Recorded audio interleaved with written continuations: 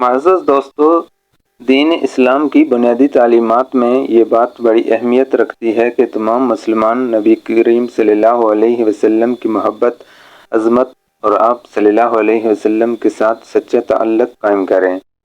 محبت رسول صلی اللہ علیہ وسلم اور آپ کا عشق انسانیت کی ترقی، مسلمانوں کی کامیابی کے لیے ضروری اور ناگزیر ہے۔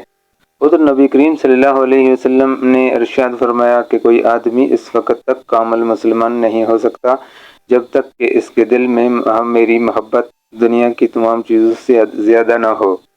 صحابہ کرام نے حضور کے ساتھ سچی محبت اور آپ صلی اللہ علیہ وسلم کی عظمت دلوں میں پیدا کی۔ اس کا نتیجہ ہے کہ صحابہ کرام دنیا اور آخرت میں ایک اعلیٰ درجے کے نمونے کی جماعت کی حیثیت اختیار کر گئے۔ محبت کا لازمی تقاضا یہ ہے کہ اس کے ذریعے سے انسان آپ صلی اللہ علیہ وسلم کی اتباع کرے، جو آپ صلی اللہ علیہ وسلم نے احکامات دیے ہیں ان کے مطابق زندگی بسر کرے۔ یہاں رسمی محبت مطلوب نہیں ہے، بلکہ وہ محبت جو انسان میں یہ جذبہ پیدا کر دے کہ جو محبوب کے اعمال ہیں، جو ان کی صفات ہیں، جو ان کی سیرت ہے، اس سیرت کو اپنے دل و دماغ میں اتارے اور اس کے مطابق جد و جہد اور کوشش کرے۔ نبی اکرم صلی اللہ علیہ وسلم کی محبت تبھی پوری ہوتی ہے کہ آپ صلی اللہ علیہ وسلم کی سیرت کے جملہ پہلو ہمارے سامنے ہوں۔ ربیع الاول کا یہ مبارک مہینہ ہے کہ جس میں نبی اکرم صلی اللہ علیہ وسلم دنیا میں تشریف لائے اور اسی مہینے میں دنیا سے تشریف لے گئے۔ اس مہینے کو آپ صلی اللہ علیہ وسلم کی ذات گرامی کے ساتھ ایک خاص نسبت ہے۔ اس نسبت کا بڑا بنیادی تقاضا یہ ہے کہ نبی اکرم کی سیرت ان کے تمام پہلو کو اپنے پیش نظر رکھنا چاہیے، جو انسانیت کی فلاح و بہبود اور ترقی کے لیے ناگزیر ہیں۔ خاص طور پر آج کے اس فتن ماحول میں کہ جہاں آپ مسلمان بہت سی مصیبتوں میں مبتلا ہیں، پریشانیوں کی حالت میں ہیں، اس کے گرد و پیش کا ماحول اس کے لیے پریشانیوں اور مشکلات پیدا کر رہا ہے۔ 200-250 سال سے مسلمان مغلوب ہیں۔ سامراجی طاغوتی قوتوں نے مسلمانوں کو یرغمال بنا رکھا ہے۔ جیسے نبی اکرم صلی اللہ علیہ وسلم نے زمانے میں انسانیت دو بڑی ظالم طاقتوں کے زیر اثر تھی، کسر و کسرا اور جزیرہ العرب میں ابو جہل اور اتباع شیبہ ان ظالموں کے چنگل میں پھنسی ہوئی تھی۔ انسانیت مصیبت زدہ تھی، مسائل تھے، سوسائٹی غلامی اور پستی کی حالت میں تھی۔ ایسے ماحول میں حضور اقدس صلی اللہ علیہ وسلم دنیا میں تشریف لائے اور آپ صلی اللہ علیہ وسلم نے انسانی سماج میں تبدیلی پیدا کی ہے، انقلاب برپا کیا ہے۔ نبی کریم صلی اللہ علیہ وسلم کی سیرت کے اس انقلابی پہلو کا پورے طور پر فہم و بصیرت کے ساتھ تحلیل اور تجزیہ کیا جانا بہت ضروری ہے۔ نبی کریم صلی اللہ علیہ وسلم کی 5 منفرد خصوصیات۔ نبی اکرم صلی اللہ علیہ وسلم نے فرمایا کہ مجھے 5 ایسی خصوصیات دی گئی ہیں جو مجھ سے پہلے کسی نبی کو نہیں دی گئی۔ نبی اکرم صلی اللہ علیہ وسلم نے فرمایا کہ رعب کے ذریعے مجھے مدد دی گئی ہے۔ میرا رعب دشمنوں پر 1 مہینے کی مسافت کے فاصلے تک اثر انداز ہوتا ہے۔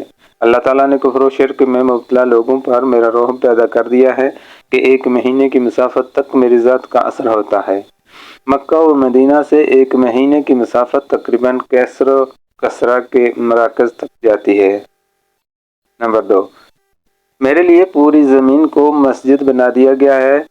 پہلی قوموں میں جو انبیاء علیہم السلام آئے تو چونکہ وہ صرف اپنی قوم کے لیے مبعوث کیے گئے تھے، اس لیے ان پر لازمی تھا کہ اللہ کی عبادت کرنی ہے تو صرف عبادت خانے میں کریں گے۔ اس سے باہر کسی اور جگہ پر نماز نہیں پڑھی جا سکتی تھی، لیکن حضور پر چونکہ یہ ذمہ داری عائد ہوتی ہوئی کہ دنیا بھر میں انسانیت کی رہنمائی کے لیے کام کرنا ہے۔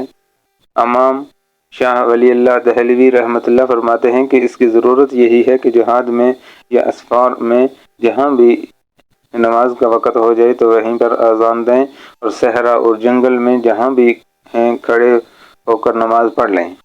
اسی طرح زمین بھی طہور و پاک بنا دی گئی کہ اگر کہیں پانی دستیاب نہیں ہے تو امت کو اس بات کا حکم دے دیا کہ وہ تیمم کر لے اور پاک ہو گیا اور نماز پڑھ لے۔